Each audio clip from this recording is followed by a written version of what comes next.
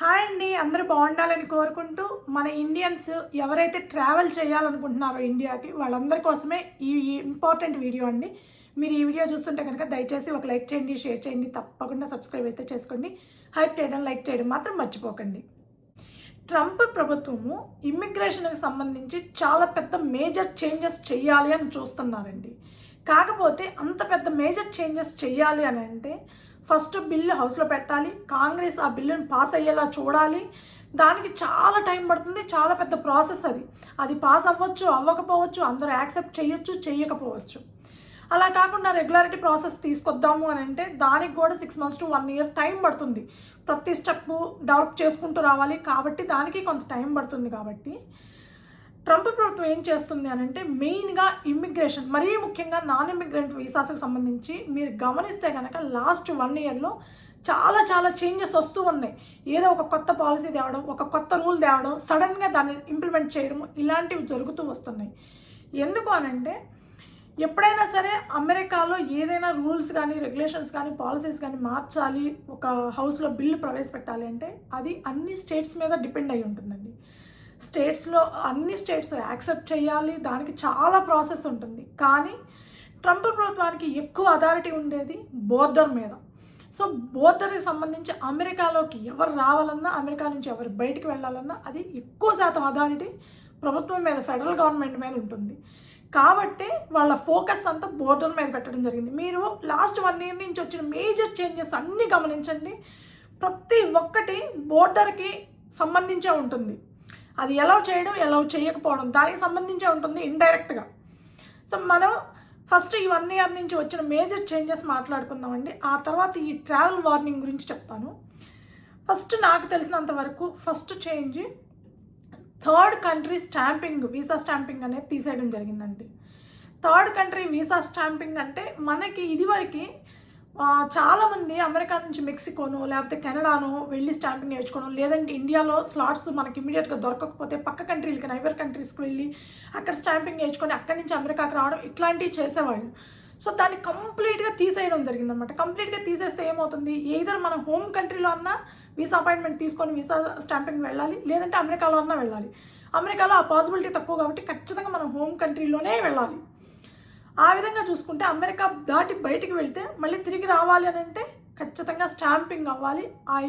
అవ్వడం అనేది మన అదృష్టము, మన టైము, మనందరికి తెలిసిందే. అది అమెరికా వీసా స్టాంపింగ్ ప్రాసెస్ అనేది ఆ విధంగా కంట్రోల్ చేశారు. రెండవది డ్రాప్ బాక్స్. అది చాలామందికి ఇంపార్టెంట్ అండి. అది చాలా పెద్ద అడ్వాంటేజ్ కూడా అందరికీ. అమెరికాలో ఉండి బయటికి వెళ్ళి మళ్ళీ ఇండియా నుంచి తిరిగి అమెరికాకి రావాలనుకునే వాళ్ళకి అది చాలా పెద్ద అడ్వాంటేజ్. సో అంత పెద్ద అడ్వాంటేజ్ని చాలా సింపుల్గా అయిపోయేదాన్ని సింపుల్గా తీసేయడం జరిగిందనమాట. సో మనకి నో మోర్ డ్రాప్ బాక్స్, మనం డ్రాప్ బాక్స్కి వెళ్ళలేము. ఏ వీసా మీద ఉండే వాళ్ళమైనా సరే అన్లెస్ అంటిల్ B1 B2 వాళ్ళు, అది కూడా వాళ్ళు వితిన్ 1 yearలో మళ్ళీ రెన్యువల్కి అప్లై చేసుకోవడము, ఇట్లాంటి ప్రాసెస్ తప్ప నార్మల్గా డిపెండెంట్ వీసాల మీద ఉండేవాళ్ళు కానీ, స్టూడెంట్ వీసాల మీద ఉండేవాళ్ళు కానీ, లేదా వర్క్ వీసాల మీద ఉండే వాళ్ళకి కానీ అది పాసిబిలిటీ లేదు. సో డ్రాప్ బాక్స్ తీసేశారు. థర్డ్ టార్గెట్ ట్రావెల్ బ్యాన్స్ పెట్టారండి. ట్రావెల్ బ్యాను ఇదివరకు 19 కంట్రీస్ మీద ఉండేది. ఆఫ్ఘనిస్తాన్, సిరియా, ఈ వెనిజులా, ఇలాంటి కంట్రీస్ 19 కంట్రీస్ మీద ఉండేది. సో ఇండియా, చైనా ఇలాంటి కంట్రీస్ మీద అయితే ట్రావెల్ బ్యాన్ ఇప్పటి వరకు పెట్టలేదు. అయితే ఈ 19 కంట్రీస్ మీదగా మన ఇండియన్స్ పెద్దగా ట్రావెల్ చేయరు. కానీ 19 కంట్రీస్ని కాస్త ఇప్పుడు ఇంకొక 20 కంట్రీస్ని యాడ్ చేసి 39 కంట్రీస్ మీద ట్రావెల్ బ్యాన్ పెట్టడం జరిగింది. సో ఆ కంట్రీస్ మీదగా మనకు తెలియకో ట్రావెల్ చేసి అమెరికాకి రావాలనుకుంటే అలౌ చేయరు. పోర్ట్ ఆఫ్ ఎంట్రీలో మనల్ని అలౌ చేయరు. ఫస్ట్ థింగ్, ఒకవేళ మనం అక్కడ పుట్టడమో లేదా మన ప్లేస్ ఆఫ్ బర్త్ అక్కడ ఉంటామో అయితే మనల్ని అలౌ చేయరు. సో ఇవన్నీ ఉన్నాయి. ఆ 39 కంట్రీస్ ఏంటివో అందరికీ తెలియదు. అవేంటివో తెలుసుకోవాలా, ఆ కంట్రీస్ మీదగా ట్రావెల్ చేయకుండా చూసుకోవాలా, ఇంత హంగామా ఉందన్నమాట. ఇకపోతే ఫోర్త్ది $1,00,000 వీసా ఫీజు. ఇది మనందరికీ తెలిసిందేనండి. ఎవరైనా కొత్తగా H1B మీద అమెరికాకి రావాలి అనుకుంటే $1,00,000 వీసా ఫీజు కంపల్సరీ కట్టాలి. ప్రస్తుతం ఉన్న పరిస్థితుల్లో మాత్రమేనండి. నెక్స్ట్ ఇయర్ మళ్ళీ H1B లాటరీ సిస్టమ్కి ఎలా మారుస్తారు, అదే ఉంచరా, ఇంకేమైనా చేంజెస్ చేస్తారా అనేది మనకు తెలియదు. ఇప్పటి వరకు అయితే కొత్తగా H1B మీద ఎవరైనా అమెరికాకి రావాలనుకుంటే ఖచ్చితంగా $1,00,000 వీసా ఫీజు కట్టాలి. లేదు మనం ఆల్రెడీ అమెరికాలో కొన్ని సంవత్సరాల నుండి మనకి వీసా ఉంది, స్టిల్ మనం ఇండియాకి వెళ్ళి ఒక 1 year 2 years ఉండి మళ్ళీ తిరిగి రావాలనుకుంటున్నాం, మనం ఎంప్లాయర్ మారాం, ఇలాంటి సిచ్యువేషన్స్లో కూడా మనం ఖచ్చితంగా $1,00,000 వీసా ఫీజు అనేది అప్లికబుల్ అవుతుంది. సో ఆ విధంగా చూసుకుంటే కొత్తగా H1B మీద కానీ లేదా ఏదైనా సరే గ్యాప్ ఇచ్చి H1B మీద వచ్చేవాళ్ళు కానీ, ఎంప్లాయర్ని మార్చుకొని H1B మీద రావాలనుకునే వాళ్ళు కానీ ఇకపై అమెరికా రాలేరు. ఎందుకు అని అంటే $1,00,000 వీసా ఫీజు ఎవడండి, ఏ కంపెనీ అండి కడతాననేది? ఏ కంపెనీ కట్టడానికి ఇంట్రెస్ట్ చూపించదు. కాబట్టి ఆ విధంగా కంట్రోల్ చేయడం జరిగింది. నెక్స్ట్ మనందరికీ తెలిసిందేనండి, వీసా స్లాట్స్ క్యాన్సిలేషన్ రీసెంట్గా చాలా పెద్ద ఇష్యూ అయింది. చాలామందికి ఆల్రెడీ లే ఆఫ్స్ మెయిల్స్ కూడా వెళ్ళినాయి, జాబులు పోతున్నాయి, మళ్ళీ తిరిగి రీషెడ్యూల్ అనేది దొరకటం లేదు. ఒకవేళ దొరికినా కూడా డైరెక్ట్గా అప్రూవల్ ఇవ్వట్లేదు. దీని మీద నేను నెక్స్ట్ వీడియో చేస్తానండి. ఇది చాలా పెద్ద ఇష్యూ అవుతుంది ఈ మధ్యకాలంలో, అంటే లాస్ట్ 2-3 days నుంచి ఇది చాలా పెద్ద ట్రెండింగ్ ఇష్యూ అవుతుందన్నమాట. ఎవరైతే వీసా స్లాట్స్ దొరికి వీసా ఇంటర్వ్యూస్కి అటెండ్ అవుతున్నారో వాళ్ళందరికీ ఇమ్మీడియట్గా అప్రూవల్ అయితే దొరకటం లేదు. సో ఆ విధంగా డిలేస్ చేయడం వల్ల జాబ్ ప్రాబ్లం అవుతుంది. జాబ్ ప్రాబ్లం అయితే మళ్ళీ మనకి జాబు మనం ఇండియా నుంచి అటెండ్ అవ్వడము అదంతా కష్టము. ఒకవేళ కంపెనీ వాళ్ళు వర్క్ ఫ్రమ్ హోమ్ ఇండియా నుంచి చేయడానికి అలౌ చేసినా మ్యాక్సిమం 1 month అలౌ చేస్తారు. అది కార్పొరేట్ ఆఫీసెస్ కాబట్టి కొంతవరకు అలౌ చేస్తారు. నేను 4 months దాకా నేను ఇండియా నుంచి వర్క్ చేస్తానంటే కంపెనీ వాళ్ళు అలౌ చేసినా USCIS వాళ్ళు మనల్ని పట్టుకునే అవకాశం ఉంది. సో ఇన్నాళ్ళ నుంచి అక్కడి నుంచి ఎలా వర్క్ చేస్తావు, అది కుదరదు కదా, ఇట్లాంటివన్నీ వచ్చే అవకాశాలు ఉన్నాయి. సో ఆ విధంగా ప్రాబ్లం అయ్యే ఛాన్స్ ఉంది. నెక్స్ట్ది వచ్చేసి 5th వచ్చేసి మనందరికీ తెలిసిందే వెట్టింగ్ పాలసీ. ఈ వెట్టింగ్ పాలసీ సోషల్ మీడియాకి సంబంధించిందని కూడా మనందరికీ తెలిసిందే. సో సోషల్ మీడియాలో మీ లింక్డ్ఇన్ అకౌంట్, మీ Facebook account, Instagram, YouTube, whatever మీకు ఏమేమి ఉన్నాయో, ట్విట్టర్ అకౌంట్స్ ఇట్లాంటివి ఏవేవి ఉన్నాయో అన్నీ పబ్లిక్ చేయాలి.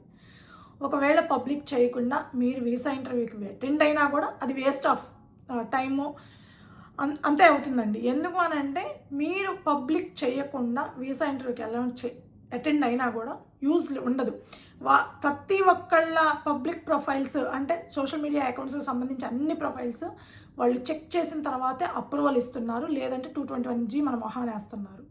సో వెట్టింగ్ పాలసీకి సంబంధించి అదొక పెద్ద ఇష్యూ అవుతుంది. ఒకవేళ మన సోషల్ మీడియా అకౌంట్స్లో ఎప్పుడైనా పొరపాటునో గ్రహపాటునో మామూలుగా ఇండియన్స్ ఎవరు అమెరికాకు వ్యతిరేకంగా ఏదో పెట్టడం ఏదో చేయడం చెయ్యరు. 99.9% ఇండియన్స్ అలా ఎవరు చెయ్యరండి. మన వాళ్ళు చాలా మంచివాళ్ళు కదా, అందుకని అట్లాంటి దిక్కుమాలిన పనులన్నీ చెయ్యరు మ్యాక్సిమం. సో ఆ విధంగా పెద్దగా ఎఫెక్ట్ ఉండకపోవచ్చు కానీ బట్ డిలే అయ్యే ప్రాసెస్ మాత్రం ఖచ్చితంగా డిలే అవుతుంది. దానివల్ల ఎఫెక్ట్ పడుతుంది అనమాట. ఆ తర్వాత మనందరికీ తెలిసిందే ఇది కూడా వీసా రివోకేషన్. ఈ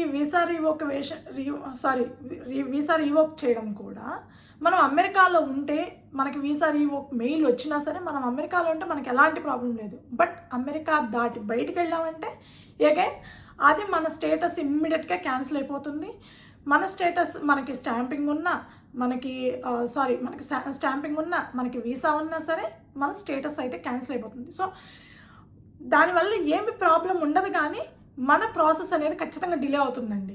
ఎలా అంటే స్టేటస్ క్యాన్సిల్ అయిందంటే మళ్ళీ మనం స్టాంపింగ్కి వెళ్ళాలా, ఇంటర్వ్యూకి వెళ్ళాలా, ఇప్పుడు ప్రస్తుతం ఉన్న పరిస్థితుల్లో స్లాట్లు దొరికే అవకాశం లేదు. సో అలా లేట్ అవుతుందన్నమాట, ప్రాసెస్ అంతా డిలే అవుతుంది. అగైన్ అది మళ్ళీ రౌండ్ సర్కిల్ అనమాట. మళ్ళీ మనకి జాబ్ ఉండాలా, ఓపెన్ జాబు, లేదంటే మన క్లయింట్ కానీ లేదా మన కంపెనీ కానీ ఇండియా నుంచి వర్క్ చేయడానికి ఎలా చేయాలా, ఇంత మళ్ళీ చైన్ ప్రాసెస్ అనేది ఉంటుంది. సో ఈ విధంగా మీరు ఈ పాయింట్స్లో ఇప్పటి వరకు జరిగిన మేజర్ చేంజెస్ అండి ట్రంప్ వచ్చిన దగ్గర నుంచి.